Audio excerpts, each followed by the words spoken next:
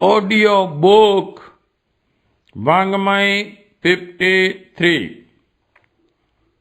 धर्म तत्व का दर्शन और मर्म। चैप्टर 1 पार्ट 10 धर्म का व्यावहारिक स्वरूप। अमेरिका का एक व्यक्ति आरंभ में तो गरीब था, पर पीछे वह उद्यम पूर्वक व्यवसाय करके धनवान बना। पैसा तो उसके पास बहुत हो गया, पर यह नहीं समझ सका कि इसका सही उपयोग क्या करना चाहिए। चाटुकार दिन भर पीछे लगे रहते और तरह तरह के षड्यंत्र रचकर उसे ठगते रहते। पीछे उसे पछताना पड़ता। पैसे को तिजोरियों में रखा तो वहां चोरों ने ऐसी तरकीबें निकाली जिससे सुरक्षा का उद्देश्य पूरा न हुआ। अपनी नासमझी और चोरों की चालाकी पर उसे बहुत खीज आती। खीज कई बार तो इतनी अधिक बढ़ जाती कि सारा कारोबार समेटकर कहीं एकांत में चले जाना या आत्महत्या करने को मन करता। इस बीच उसके एक मित्र ने उसे अच्छी किताबें दी, जिनमें धर्म और विवेक के समन्वय से सूझबूझ कर कदम उठाने और औचित्य का पग पग पर सहारा लेने की सलाह दी गई थी। इस सलाह को उसने अपनाया। सभी चाटुकार छूट गए और चोरों को घात लगाने का अवसर ही नहीं रहा। साथ ही कारोबार पहले की अपेक्षा कहीं अधिक बढ़ गया।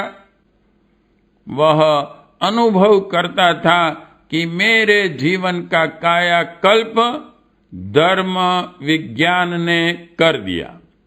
यह रास्ता दूसरों को भी मिले तो उनका भी भला हो सकता है। पहले वह धर्म को भी अंधविश्वास मानता था और सोचता था कि वह भी भोले लोगों को बहकाने का एक तरीका है। पीछे जब उसने धर्म का तत्व ज्ञान गंभीरता से पढ़ा तो उसे पता चला कि वह पूर्णतया समझदारी और सच्चाई पर अवलंबित हैं। इसने इस विषय पर जितनी किताबें मिल सकी ढूंढ ढूंढ कर पढ़ डाली। विचारशील विद्वानों के साथ जितना संपर्क साध सका उसका एक भी अवसर उसने नहीं गंवाया। उसकी सभी बाहरी समस्याओं और भीतरी उलझनों का समाधान हो गया। पर उसने देखा कि इस तरह के विचारशील साहित्य का सृजन ही नहीं हुआ है जो धर्म के व्यवहारवादी पक्ष को सर्वसाधारणों के लिए प्रस्तुत कर सके और बिना धर्म के जो हानियां उठानी पड़ती हैं उनसे बच सके। उसे यह विषय इतना प्रिय लगा कि उसे व्यवसाय, व्यवहार और आरोग्य से भी अधिक महत्वपूर्ण होने पर भी उस विषय पर नहीं के बराबर साहित्य छपा है। इस कमी की पूर्ति के लिए रोपर मार्टन नामक इस व्यक्ति ने अपनी समस्त पूंजी से foundation of religion and philosophy नामक संस्था का निर्माण किया। उसका उद्देश्य एक ही है कि धर्म का व्यावहारिक जीवन में स्थान विषय पर साहित्य का लेखन और प्रकाशन किया जाए ताकि सर्वसाधारण को यथार्थता से अवगत होने का अवसर मिले। धर्म को कोई रहस्यवाद समझता है तो कोई पाखंड। किसी की दृष्टि से मूर्खों का धूर्तों द्वारा मूर्ख बनाने की कला का नाम धर्म है। ईश्वर से मिलन, दर्शन, मुक्ति, मोक्ष, स्वर्ग, नरक की चर्चा धर्म के नाम पर आए दिन होती रहती है। यह सभी विषय ऐसे हैं जिनके प्रत्यक्ष प्रमाण कुछ भी न होने के कारण वे विशुद्ध रूप से मनुष्य की श्रद्धा के ऊपर अवलंबित हैं।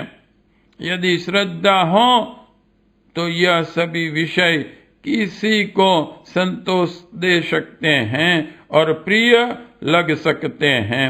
यदि अश्रद्धा हो तो इन प्रसंगों में से एक भी ऐसा नहीं है जिसे तात्कालिक जीवन में उनका कोई प्रत्यक्ष प्रभाव देखा एवं प्रमाण पाया जा सके।